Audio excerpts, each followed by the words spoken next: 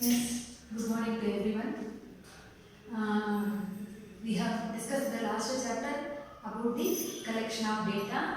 Hope you have learned about the what do you mean by collection of data, what do you mean by data, how the data can be collected in primary sources and secondary sources. In primary sources, the data can be collected through direct personal interview, which is face-to-face interview, and mailing question method and telephonic method, isn't it? Okay. In secondary sources, we have to collect the data through the person already collected and scrutinized and the investigator used. Which is there are two sources, which is published sources and unpublished sources. And this questionnaire we have discussed. Questionnaire list of question contains the information list of question prepared by the investigator for the investigation purpose. Okay, ma? Then we have discussed about the census, population, sampling error, random sampling, non-random sampling, everything we have discussed. In random sampling, everyone, each and every element of population will be getting an equal chance of getting selected. Okay. But non-random sampling is not like that. It's based on the investigator. Okay. Non-random sampling means the selection of the sample is based on the qualification. For example, that day I told you. I gave you example, the union leader or election, the people will select on the basis of the government will select the candidate on the basis of the qualification or eligibility criteria. Same way you can see the super singers, super dancers, so many events are conducting by the TV channels. They keep so many rounds to select the final one and best one, isn't it? That is the best example for non-random sampling. So many things you have discussed. So you know how the data is collected and why the data is collected. Okay. Now we are going to organize the data. Once we collect the data in a proper manner, it can be a primary sources or secondary sources. Now we have to organize the data in a proper manner. Why we want to organize the data? Yes. Now we are going to discuss now. Suppose if you collect the data without organizing, we will take an example. Your local junk collector, which is Kabadiwala. People, those who come to your house to collect the scrap items. It can be a newspaper or a plastic bottle or glasses or whatever wastages. So they will come and collect and keep it in a sack and they take it and go. No. So what they will do? They have to do trading to the shop. So if they keep and they provide everything in the same weightage, they face loss because they are going for the roadways to collect the scrap item to get the money after selling this. So what is the thing, or when they go to the shop directly and provide for the weighing, to do the weight, it won't be proper. So what they will do? They have to segregate separately, the plastic items separately, glasses separately, and newspaper they will tie it with the rope, everything they will separate it. Then they will take it to the shop and they will give separate because per kg newspaper may be different from the per kg plastic. Per kg plastic is different from the value of glasses. So they have to segregate. It will be easy to trade with the shop owner.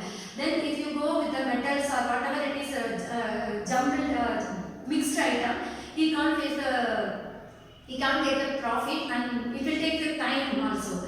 So the same way, when we go and gather the information, whether it is primary sources or secondary sources, we don't get a time to segregate the data. So we collect in a mixed manner. So we have to organize in a similar group or similar characteristics basis. We have to classify the data. Understood? The same way the Kabadiwala, what he segregate the product, same way the investigator, after once they finish the collection of data, they have to classify the data. It will say why we have to classify the data, mean it will save the time and the effort of the investigator. They can easy to identify the issue, they can easy to present the things, and they can easy to highlight the important issues. Okay, they can come to conclude. So classification, introduction between Kabadiwala or the local junk dealer, what he is doing, the same way we have to segregate the data on the basis of the similar group, classify the data on the basis of similar characteristics or things. The things or objects should be classified on the basis of similar group. Okay. So raw data, what is raw data? Unclassified data, which is known as raw data, unclassified data or ungrouped data. So if the census people, I told you 10 years once the people from the government of India, they come and gather the information related to population. They don't come and calculate separately, entirely from family one or also one. They will give the row number 1 or column number 1. They'll gather here number of family members 3 or 4 and income earners, educated person and properties, things, everything they'll take it and go. So if it will be in a full table format, but it won't be segregated on the basis of middle income group, rich income group or poor people, educated, uneducated, male, female, okay ma, and height, weight, and aged person, and dependent people, independent people, so many things are there ma. So it will be in a grouped value. It won't be segregated by the investigator when they were going for collecting the data. So that data is known as raw data. Raw data which means unclassified data. You will say no rice. If I go and buy from the shop rice or vegetable, can you eat easily without cooking? So that is raw food. You will say no cucumber. I eat only breakfast raw food, which means uncooked food. The same way, unclassified data is known as raw data. Okay. What do you mean classification of data? Just now I said that organizing the data or classifying the data on the basis of similar characteristics or group. Okay ma? So when we organize the data on the basis of, for example, I have taken the one area 300 household details. How can I organize? Maybe on the basis of height, weight, male, female, working population, non-working population. Okay, and the data can be classified on the basis of year, time, week, last week collected these data, and last month and last year we will compare with the previous year to present year. So that also we can do calculation. And one more classification we can do on the basis of the geographical area. Bangalore East, Bangalore South, Bangalore North, Bangalore West. So we can classify on the basis of geographical location and the qualification or height, weight, so many things. Within the classroom also, if you want to classify, you can classify the girls and boys and toppers, average and dullers, isn't it? So many classifications everywhere we can do. So if we do the classification, we can identify the mistakes or issues are going or where it is highlighting, where the people are getting benefit, how they are learning. So we can follow the same method to the duller people. Understood? So this is known as classification of data. Organizing or arranging the values or things into the similar group or similar characteristics is known as classification of data. Okay, now what are the classification of data are there? These two classifications you have studied in the first chapter itself. What do you mean by data? What are the types of types of data you have studied, isn't it? In that first two types you have studied, one is qualitative classification, another one is quantitative classification. Okay, ma? In qualitative classification, hope you will be knowing that when the data are classified on the basis of qualities or characteristics or attributes is known as qualitative data. You can say the examples of male, female, which means gender. Male, female. Gender. Okay, ma? And next classification, rural, urban. Rural, urban. Not rural, urban. Okay. Male, female, and tall, short, good, better, best. Rural, urban, don't want here, ma. We have another classification for that. Good, better, best. Good, better, best. Literate, illiterate, married, unmarried. Literate, illiterate, illiterate. I will write the table format. You will easily understand for the examples. The 2 mark question they will ask you what will be qualification of qualitative classification of data when the data is classified on the basis of qualities or attributes. First example for the qualitative data. Qualitative classification. Qualitative classification of data. See ma, suppose I am classifying the number of females and males in the year maybe 1991 and 2001. So in 10 years once we are taking the census now, 2001 and male female data. How many number of male and female in India, for example, in million, for example, in million or lakhs, whatever it is one. So the units of measurement I have written, maybe here male. 1991 male is 80, female is 16. And 2001 this is 70, this is also 70, for example. So this is the qualitative classification of data when the data is classified on the basis of qualities or characters or attributes. Okay, ma. Number 2, the data which is quantitative classification. This also we have discussed in last class. Quantitative classification, which means when the data are classified on the basis of quantities. Quantities. See, quantitative classification of data. Quantitative classification. So here example we can say height, weight, million tons, numbers, number of students in the classroom, total population of a country, okay, total production, GDP, GNP, so many values which are the values are things which are expressed in terms of numbers. Is known as quantitative classification of data in quantities. Okay, ma. So what is the things I can say? Production of wheat or rice. I can take an example. For example, production of wheat. Production of wheat. Wheat in 1991 and to 2001, for example. So the data have to take a production of wheat. So production of wheat in 1991 and 2001, wheat production. Wheat in tons, million tons or tons, million tons, ma. So how much? Maybe 68 or in percentage. Wheat production in percentage I can say in numbers only. 68% in 2001, 88% increased. So this is the quantitative classification of data. The production of wheat is increased from 1991 to 2001, 68 to 88. Due to why the percentage is increased? Due to maybe the technologies have improved, the favorable climatic condition, our farmers are getting so many benefit from the government, subsidies, incentives for the production process. So many things may affect or may be the cause of increasing production. So quantitative classification of data, which means the data which are expressed in terms of numbers or quantities. Okay, ma. And third one, chronological classification. Chronological, of course, your histories and all you are studying in a chronological order only. You would have studied, you would have arranged the values of history past event in a chronological order, isn't it? In the history paper, they'll ask you to, they will give us so many event in 10th standard or 9th standard. They'll ask you to arrange on the basis of chronology, which means on the basis of year, which event happened before first and second event, third event, fourth event. So whatever it is. Chronological classification means the data is classified on the basis of chronological, which means on the basis of time period, by comparing the time period. Okay, ma. So the male-female literacy rate in the past 10 years or 20 years we can compare. So the chronological classification of data is also known as time series data, ma. Time series data. Time series data means we can compare with the past time to present time. So the third example, chronological classification of data.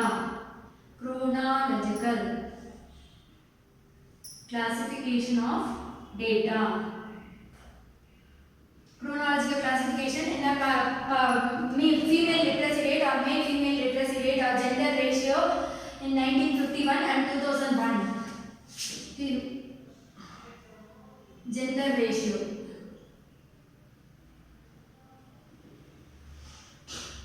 1951 and 2001. After 50 years, what happened to the male-female ratio in India? Whether increased or decreased, you would be knowing before and all. When they come to know there is a female child in the family, they kill it. Isn't it? You have studied in books and you have seen in movies also. So what happened after the education improvement and the government policies, and you can see wherever the hospitals you go, they don't allow to do the scanning whether it is male or female child, isn't it? Because that got prohibited or stopped because of the government policies. So that means we want to compare gender ratio, which means male-female ratio, how much it was there before the government policies. At present, how much it is increased or decreased. So you can come to know the male and female how much was there before and before the implementation of government policy and after implementation. Before it was the male was very much more marked. For example, I can give the numbers around 78% of female in our country, India. Only I am giving you all the example on the basis of Indian data only, not other countries. You don't compare. 78 and female ratio was only 50. It can be in a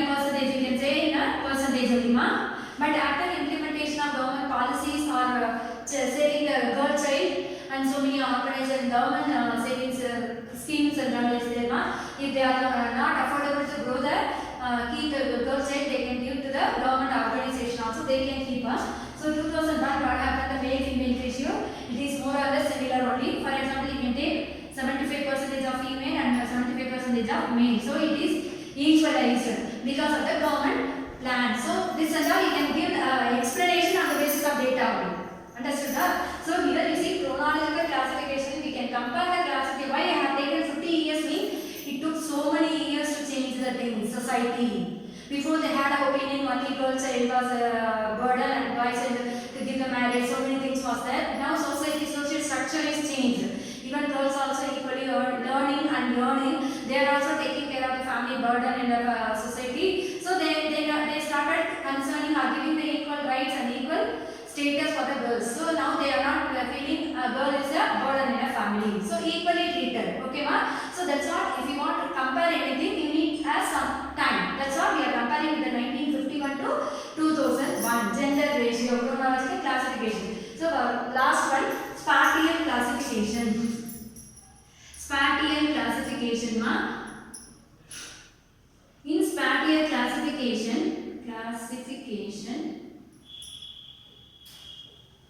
when the data which are classified on the basis of geographical location or boundaries of a nation. What happened in Andhra and Karnataka during the lockdown period? What happened with the North India and South India during the lockdown period? Okay, whether they implemented any new policies. During this period, what happened in the education side or agriculture side or industrial side in this place? Bangalore South, Bangalore North, Bangalore East, Bangalore West. So if you compare the data, when you gather the data on the basis of geographical location, is known as spatial classification. Understood, Amma? Geographical location. So you are selected to collect the data in a primary source or secondary source. You are the individual investigator to go there to go collect the data. If you select only particular area, because if you have become an MCOM student or MBA student or PhD scholar in future, you have to limited your area to gather the information, because you can't take a macro level project. Why I am saying, you will understand macro level which means large, the data which is collected in a larger nationwide or larger wide. So you can't cover entire area to give the accurate information. So always the thesis person will take a particular area and particular geographical location only you have to narrate it. So spatial classification which means the data which are classified on the basis of geographical location. For example, rural-urban population, rural-urban working population, literate people comparison. So rural-urban population, female population comparison, rural-urban female population comparison. How we are going to do? See here, rural, urban. This is two area now. That's our rural, urban, and title I should give you. This is considered as row. This is the horizontal arrangement of data is known as row, and vertical arrangement of data is known as column. This and all you study in next chapter, presentation of data. So here I am going to explain the area and the male and female, female population. No? Area and females and population. Rural, urban, female ratio or working women ratio in rural and urban area. In rural maybe the working woman will be more than the urban area. Why? Because in rural the multiple working options are there. They go for the agriculture work, household work, cottage industry, pottery making or bag making or women who string the flowers. So they get so many employment opportunities though they are not going outside. So compared to urban area, if you go and see, the rural women are more working people. So I can give you here 65 people, percentage of people are rural working population, but in urban area only 45% of women are working population. So now we hope you all understand what is the classification of data and what are the classifications. Classification of data which means the data which are classified or arranged, organized on the basis of similar groups or characters, and the data can be classified on the basis of quality, quantity, chronological and spatial. Qualitative on the basis of characters or attributes, quantitative in terms of numbers when we classify the data. Chronological, which means when the data are classified on the basis of time period. Okay, similar to the timing. And spatial classification, which means the data which are classified on the basis of area, geographical area. Thank you, ma. Thank you, everyone.